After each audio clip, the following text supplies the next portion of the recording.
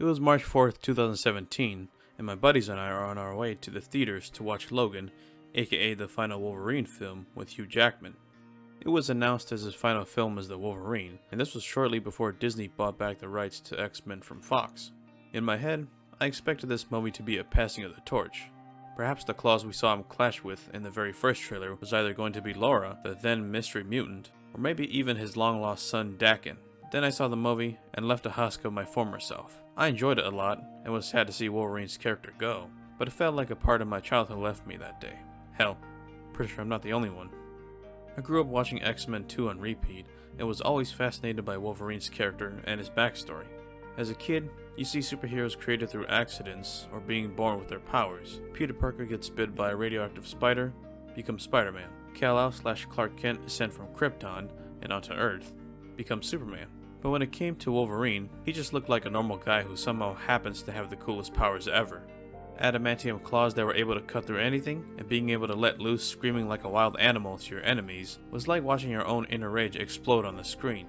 I suppose you could say the Hulk makes you feel the same things too, but to me, there's just something about seeing an actual human actor enraged that resonates more with me than a giant green CGI humanoid does. Not only that, but when I learned he was created by other humans and suffered greatly both mentally and physically during the process, it kind of tore away that curtain of how all superheroes are made equally, either through tragedy or freak accidents. Lately, I've kind of grown burnt out on comic book films. Although I'm ashamed to admit it, the last movie I saw in the theaters before lockdown was Bloodshot. I've somewhat grown burnt out on comic book movies, not because I don't love them anymore, but because I miss those aspects of engaging stories with the main characters and how they grow from situations, instead of it being a story that sets up more interconnected craziness where this and that movie ties in with this or that. I would say the Daredevil Netflix series was and still is a big influence on what made me want more engaging stories around titular comic book characters, but that would be an unfair comparison since television is given more time to flesh out and help the audience understand the characters, whereas films only have a 1 to 2 hour mark to do so. Avengers Endgame to me felt like the perfect final chapter to my decade of growing up with the MCU. And going forward as a fan, I'd prefer to see how the stories of Doctor Strange and Thor play out, because those are the characters I've identified with the most. I will try not to sound like a bitter 22-year-old fanboy who no longer loves the fandom, even though it'll sound that way anyways. But this video is not meant to undermine any other superhero films, but for me to share my perspective and thoughts on why the end of the X-Men franchise, not including Dark Phoenix, marked the end of an era for superhero films.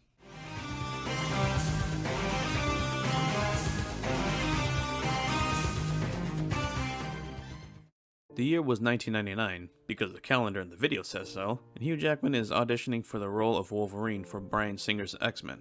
Jackman at the time was mainly acting in television and theater plays before becoming the actor we all know him to be today, and at the time he was not the first person being considered for Wolverine, but Russell Crowe was. Thankfully, Russell Crowe turned it down and referred Hugh Jackman to Fox, or else we'd be living in a deleted timeline. However, I could see why Fox was considering Russell Crowe. You can definitely see some aspects of comic book Wolverine in a young Russell Crowe. Hugh Jackman's then cast as Wolverine in X-Men, and the movie released on July 14, 2000, with a worldwide box office of $296.3 million. Not only did it kickstart Hugh Jackman's Hollywood career, but it was the first movie to show us that comic book characters on the big screen can work. I'm aware Blade with Wesley Snipes came first, but Blade was more of a supernatural action movie rather than the spandex suit fighting superhero. X-Men was the first movie to really set the standard for live-action superhero movies, for better and for worse. Out of all the characters in the X-Men movie roster, Wolverine always took center stage, and was the most recognizable character to the general public. If you look back at the films, it is mainly more Wolverine and the X-Men rather than the X-Men themselves, until further later on, I guess.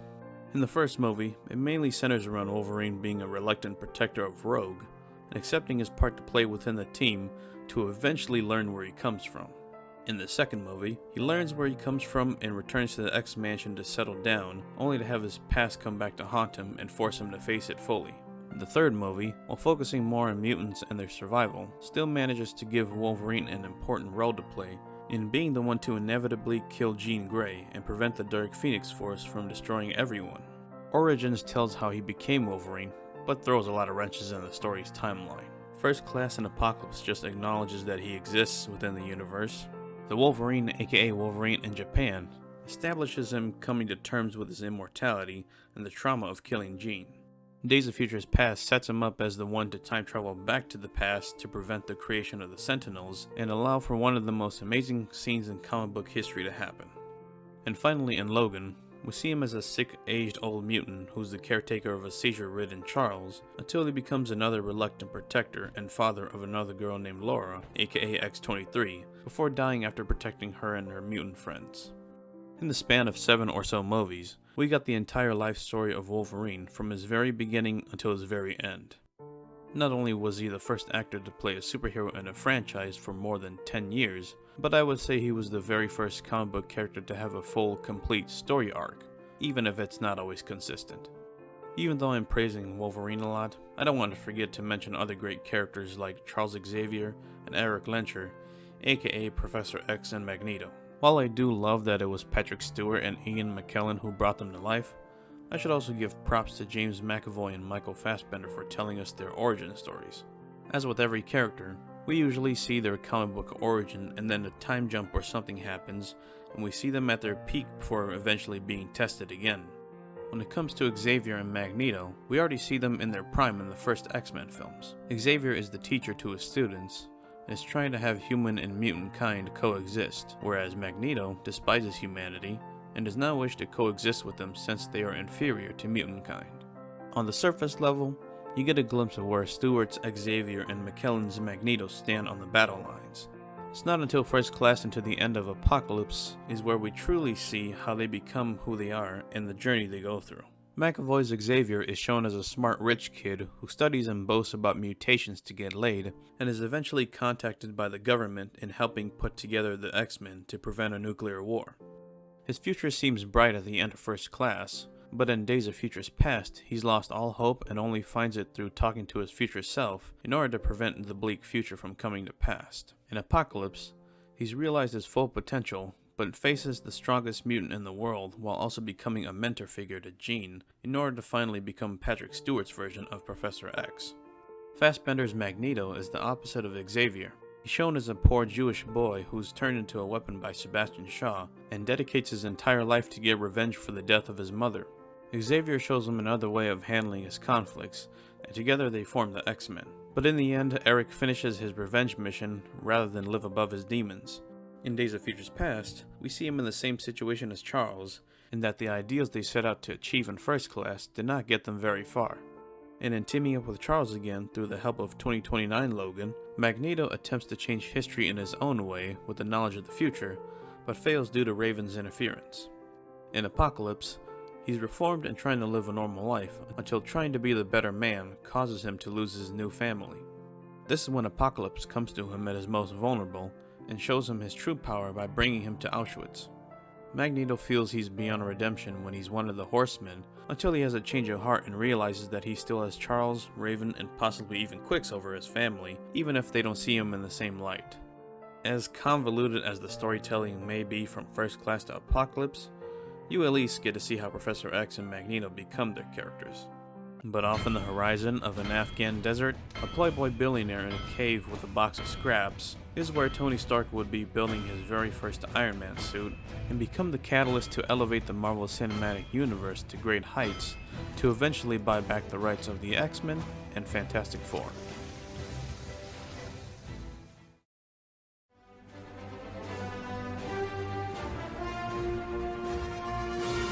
I'm sure the MCU needs no introduction.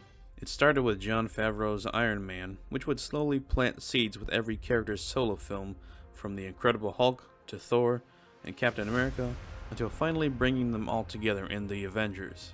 Not only did it expand its universe more vastly with films like Guardians of the Galaxy and Black Panther, but it revived the cinematic movie universe trope made popular by the Universal monsters.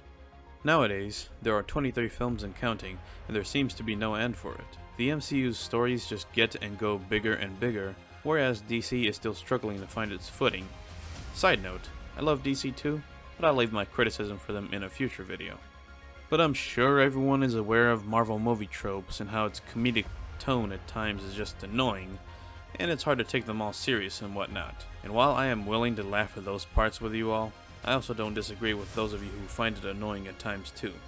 I feel as if ever since the first Guardians, Marvel has found a specific formula and tone for all their movies. And while it does work for something like Guardians, the same thing does not need to be replicated for almost every Marvel movie we watch now. Sure, I don't mind the jokes here and there. The X-Men and Fantastic Four films had its share of funny and goofy moments, and I feel like I'm in the minority when I say I wish there were more darker aspects to the MCU, and I think that's something Infinity War did very well without going overboard, especially with scenes like the death of Loki, torture of Gamora, the slaughtering of half of Gamora's race as Thanos adopts her. These dark scenes gave the more lighthearted MCU some needed edge. 3 days later. As I was writing this video, I reevaluated some things and came to the conclusion that the MCU does have an edge when it needs to be, but I would just say Infinity War did it better than the other films. And the one thing I truly want to criticize about the MCU is its treatment of strong emotional moments.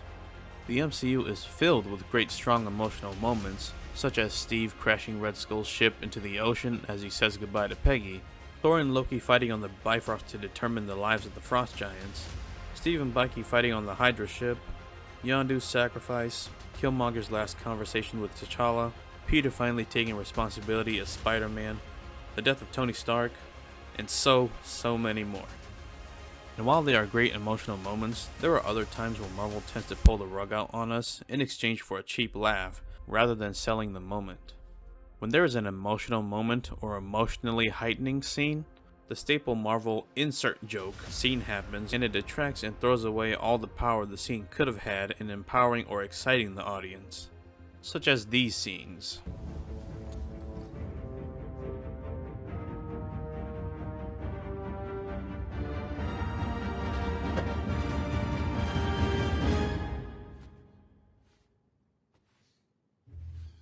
Stop.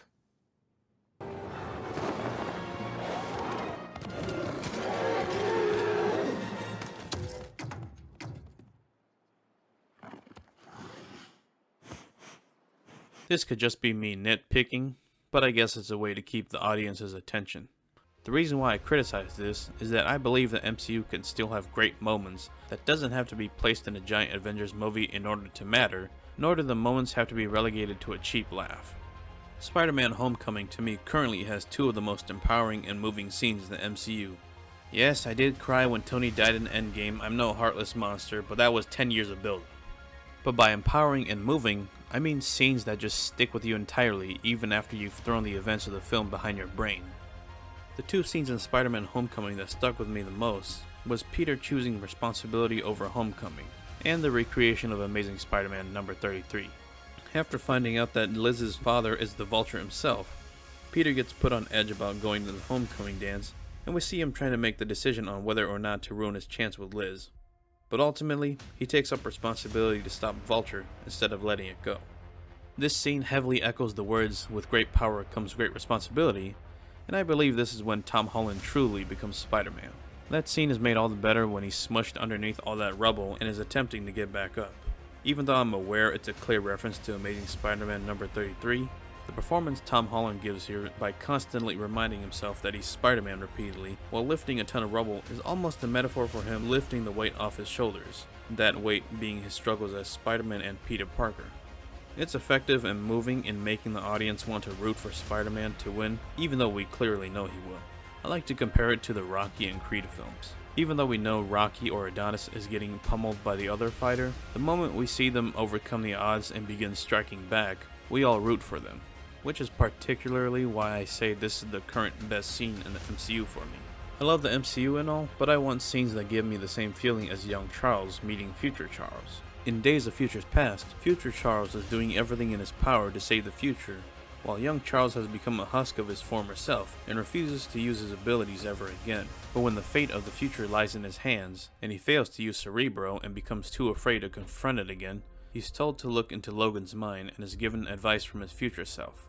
Not only is it a turning point for young Charles in the movie, but it hits the emotional beats and manages to stick with you entirely even if the message is cliche with having hope and whatnot. It shows that as bleak and as low as you feel you may be in your current situation, there's always a better tomorrow even if you yourself don't believe it. and that there are others that need you more than you need them. This is something I want to see the MCU do more of, if not as effective as this. But I feel like I'd be asking too much of the current MCU, honestly. While I love the MCU films in all its glory, the X-Men movies perform their dramatic and emotional moments better for me than the MCU does. The X-Men films are about people being born with their powers and how they cope with them, and I guess it still resonates heavily with me nowadays because it continues to make me question myself as a human being and how I fit into this giant world, just like how mutants question their existence within human society. Xavier's humanity and ethics opening speeches in the films are not overly preachy, but it's effective enough to where it makes a number of the audience question their relevance within their own world. While it can even just be a series of films you watch and turn your brain off to, and it is that to me too, it manages to tell very human stories while having the fantastical element of superpowered human beings involved. I guess my feelings for the X-Men films also explains why I gravitate towards Thor, Captain America, and Doctor Strange in the MCU. It's not just because they're cool or their movies are great, it's because you're seeing a god be tested like he's never been tested before. A soldier who is a relic of his time is trying to find his place in the new world, and a man desperate to find answers to his pain, only to end up finding enlightenment and a greater purpose in his journey. If I were to be honest, I miss the dramatic and raw emotional powering moments within the X-Men films that the MCU does not have enough of, although I could just be biased and you're welcome to prove me wrong.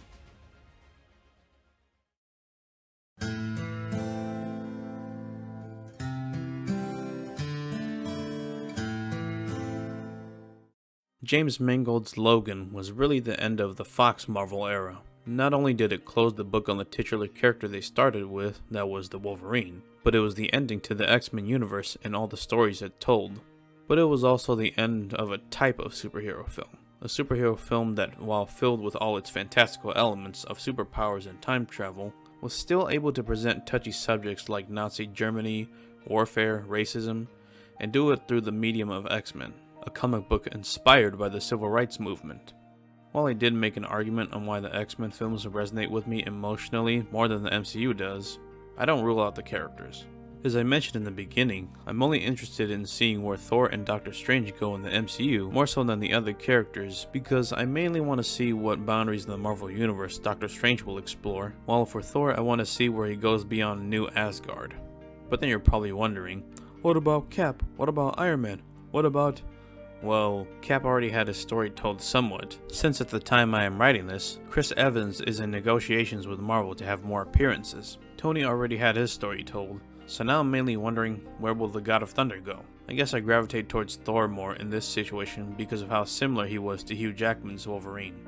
Both immortal, all-powerful, and bearded badass individuals within their own little worlds, until reality hits them with something to throw them off course, and test them while simultaneously humbling them. These two go through a lot of trials and tribulations before overcoming extreme odds and becoming better by it because that's what heroes do. And while that can go for any character, Thor and Wolverine's journey resonate more with me because of how their films seem to fit themselves into phases of my life as I grew up watching them. When I was an only child, Wolverine from X-Men 2 was the idol for me because it seems to match just how lonely I was at the time without friends or siblings. And in the same vein as Wolverine, and how he's alone and only really acquainted with strangers when the time comes. Plus he had badass metal claws.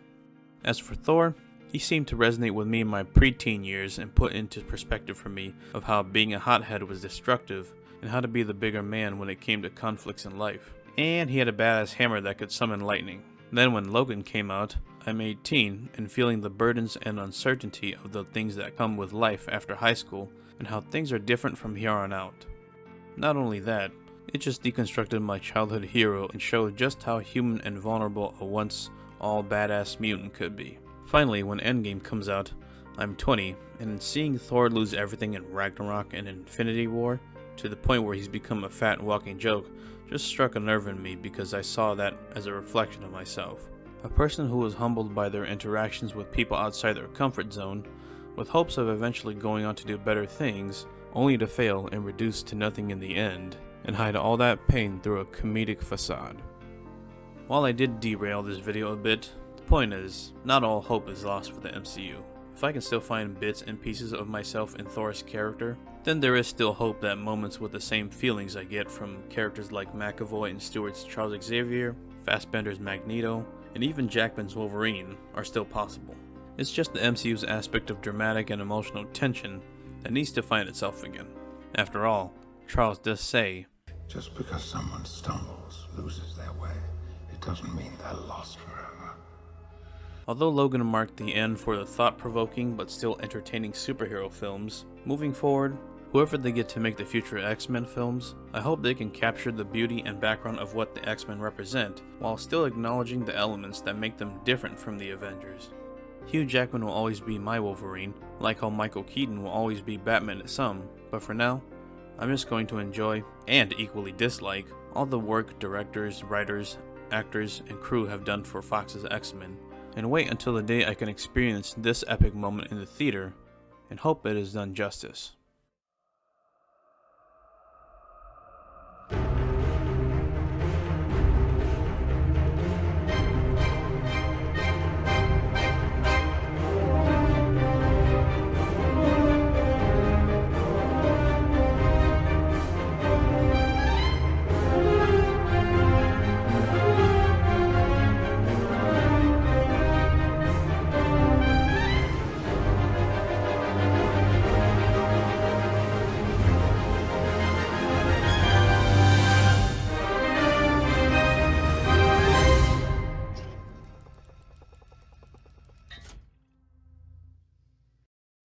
If you made it this far into the video, I hope you enjoyed it, and I hope you consider subscribing or donating to my Patreon, or following me on my social links. Have a good night, evening, or morning wherever you are, and I hope you